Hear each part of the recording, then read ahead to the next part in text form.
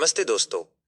क्या आपने कभी सोचा है कि एक जासूस की दुनिया कितनी खतरनाक और पेचीदा हो सकती है?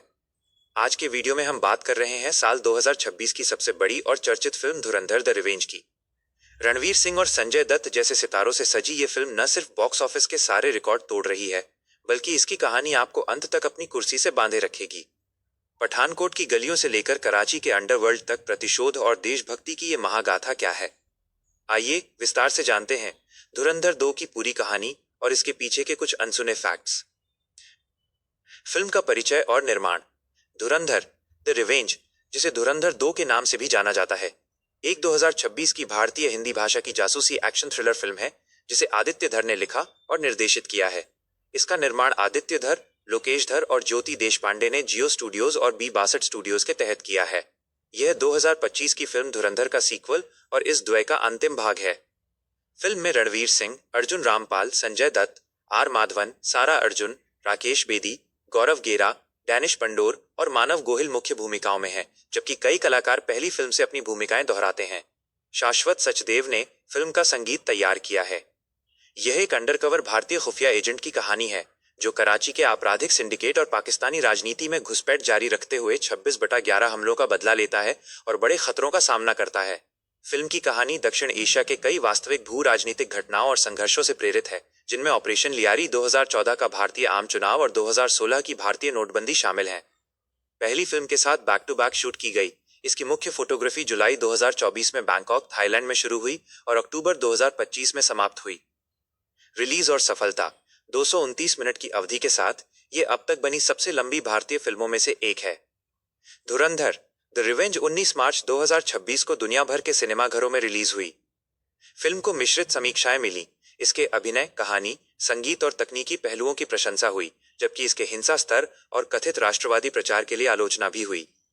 अपने पूर्ववर्ती की तरह इसे खाड़ी सहयोग परिषद के सभी देशों में प्रतिबंधित कर दिया गया। व्यावसायिक रूप से फिल्म ने बड़ी सफलता हासिल की और रिलीज के पहले सप्ताह में ही 1000 करोड़ रुपए से अधिक की कमाई कर ली। कुल 1800 करोड़ रुपए से अधिक की कमाई के साथ ये अब तक की दूसरी सबसे ज्यादा कमाई करने वाली भारतीय फिल्म और 2026 की सबसे ज्यादा कमाई करने वाली भारतीय फिल्म बन गई है। कहानी का आरंभ।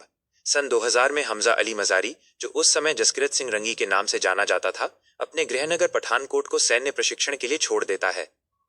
उसकी अनुपस्थिति में स्थानीय विधायक सुखविंदर सिंह से जुड़े एक हिंसक भूमि विवाद के कारण उसके परिवार पर हमला होता है।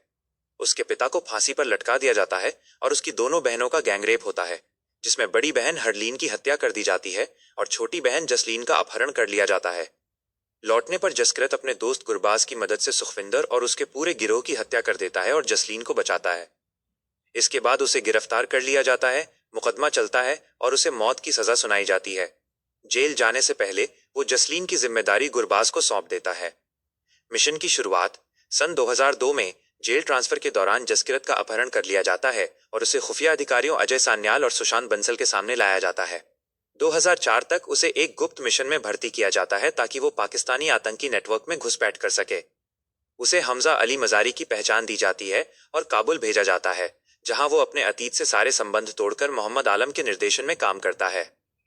2009 तक लियारी में रहमान डकैत की मौत के बाद हमजा स्थानीय गुटों को भड़काकर बलोच और पठान गैंग्स के बीच संघर्ष कराता है, जिससे पठान नेता अरशद पप्पू की मौत और उजैर बलोच की गिरफ्तारी होती है। इससे कराची में हमजा का प्रभाव बढ़ता है। उसके काम उसे बड़े साहब दौलत इब्राहिम के करीब ले जाते हैं, जो उसे ड्रग्स ऑपरेशन संभालने का काम देता है। इस मिशन में गुरबाज भी शामिल होता है, बिना हमजा को पता चले। एक पार्टी के दौरान नशे में धुत गुरबाज हमजा की असली पहचान उजागर करने की धमकी देता है, जिससे दोनों में लड़ाई होती है और गुरबाज मारा जाता है। आलम मौके पर पहुंचकर मामला संभालता है, लेकिन जब उसका भंडाफोड़ होता है तो हमजा उसे सबके सामने मार देता है। क्लाइमेक्स और अंत। जैसे जैसे शक बढ़ता है, एसपी चौधरी असलम हमजा की जांच शुरू करता है, लेकिन हमजा द्वारा आयोजित आत्मघाती हमले में उसकी मौत हो जाती है।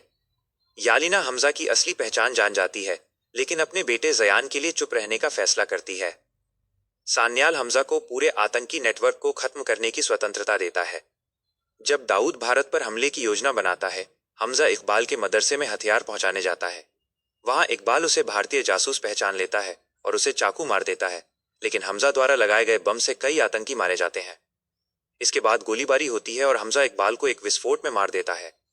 बाद में सान्याल पाकिस्तान के खुफिया प्रमुख शमशाद हसन को ब्लैकमेल करके उसकी रिहाई सुनिश्चित करता है। हमजा को उसका ससुर जमील जमाली लेने आता है, जो खुद एक भारतीय एजेंट निकलता है और धीरे धीरे दाऊद को जहर दे रहा था। मिशन पूरा होने के बाद हमजा अपनी पहचान छोड़कर जसकिरत बन जाता है और भारत लौट आता है। सम्मानित होने के बावजूद वो औपचारिक पूछताछ से पहले ही गायब हो जाता है और अपने बचपन के घर को दूर से देखता रहता है। मिड क्रेडिट सीन जसकिरत के रॉ प्रशिक्षण के फ्लैशबैक दिखाए जाते हैं। Post credit scene Shamshad Umar को मानसिक अस्पताल भेज देता है जब वो राष्ट्रीय सभा के सामने सच्चाई उजागर करने की धमकी देता है। तो दोस्तों, ये थी धुरंधर द रिवेंज की पूरी कहानी। 229 मिनट लंबी इस फिल्म ने भारतीय सिनेमा में जासूसी थ्रिलर के स्तर को एक नई ऊंचाई पर पहुंचा दिया है। जसकिरत सिंह रंगी का अपने परिवार के विनाश का बदला लेना और फिर देश के लिए अपना सब कुछ दांव पर लगा देना वाकई रोंगटे खड़े कर देने वाला है। आपको इस फिल्म का कौन सा हिस्सा सबसे ज्यादा पसंद आया? क्या आपको लगता है कि जसकिरत का गायब हो जाना सही फैसला था? हमें कमेंट सेक्शन में अपनी राय जरूर बताएं। अगर आपको ये वीडियो पसंद आया हो तो इसे लाइक करें और सिनेमा की ऐसी ही रोमांचक कहानियों के लिए हमारे चैनल को सब्सक्राइब करना न भूलें। मिलते हैं अगले वीडियो में, तब तक के लिए नमस्कार।